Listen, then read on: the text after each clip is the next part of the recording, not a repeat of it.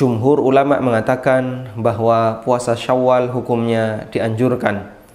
Dan ini berdasarkan hadis dari Abu Ayyub Al-Ansari radhiyallahu anhu, di mana Nabi sallallahu alaihi wasallam bersabda, "Man shama Ramadhana tsumma atba'ahu sittan min Syawal, kana kasiyamid dahri." Siapa yang berpuasa Ramadan kemudian diikuti dengan 6 hari di bulan Syawal, maka dia seperti melaksanakan puasa setahun. Hadis ini sahih, diriwayatkan oleh Imam Ahmad, Muslim, Abu Dawud, At-Tirmidzi, dan yang lainnya. Yang berbeda dari pendapat jumhur ada dua. Yang pertama adalah Abu Hanifah rahimahullah. Beliau menilai bahwasanya puasa Syawal itu makruh, baik dilakukan dengan cara berurutan maupun dilakukan dengan cara terpisah-pisah. Alasannya adalah beliau menilai dhaif hadis ini, dan yang kedua fihi tasyabbuh bin Nasara.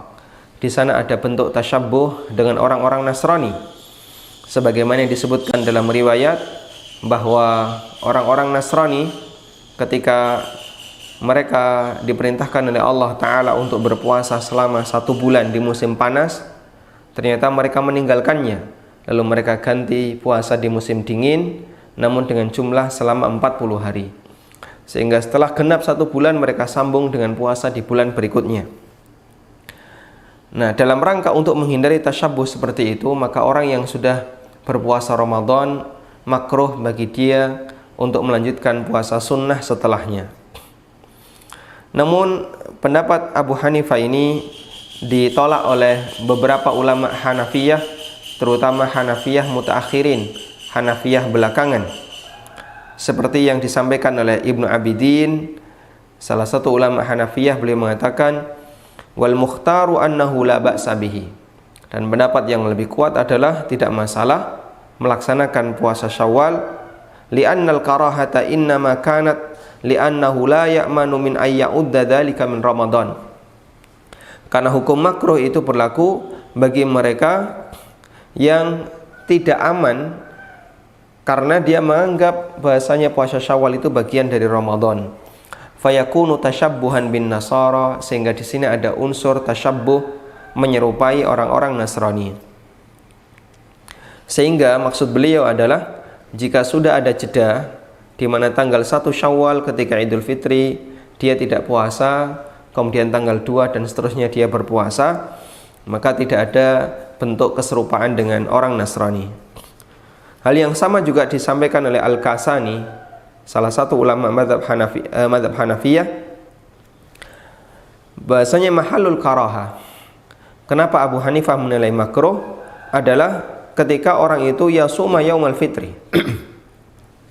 Ketika orang itu berpuasa pada saat hari raya. Wa yasumu ba'dahu khamsa ayamin. Setelah itu dia berpuasa 5 hari setelah Idul Fitri. Wa amma idza aftara yaumal id thumma shama ba'dahu 6 ayamin falaysa bimakruhin.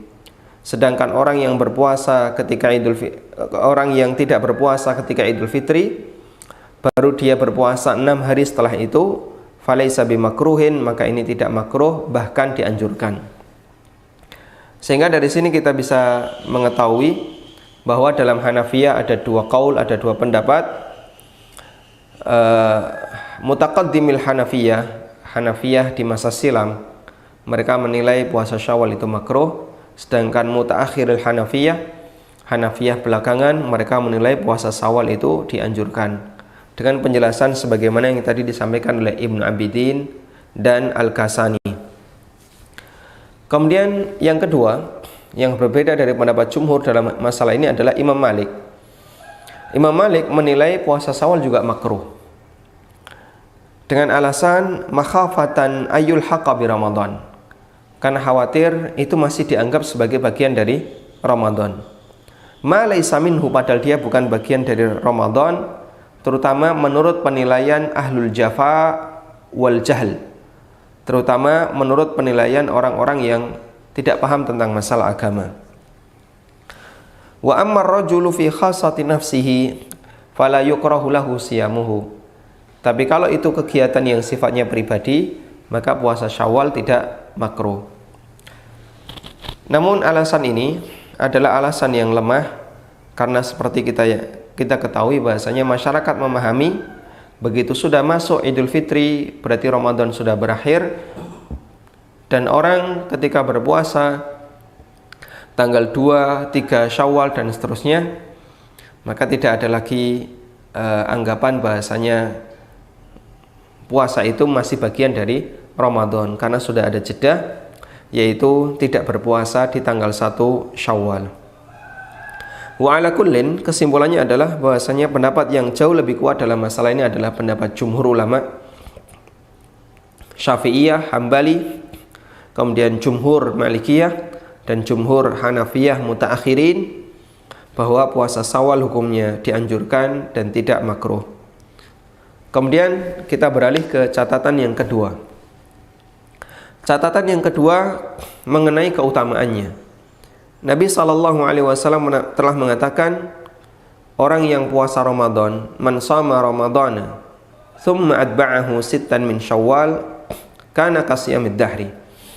Orang yang berpuasa Ramadan kemudian diikuti 6 hari di bulan Syawal, maka dia mendapatkan puasa seperti setahun.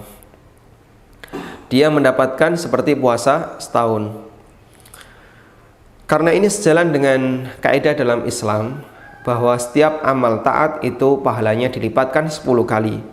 Sebagaimana yang Allah firmankan di surat Al-An'am ayat 160, "Man jaa'a bil hasanati falahu asyru amsalihha wa man jaa'a bis sayyi'ati fala yujza illa mithlaha wa hum la yuzlamun." Barang siapa yang datang dengan membawa kebaikan, maka dia mendapatkan pahala 10 kali lipatnya.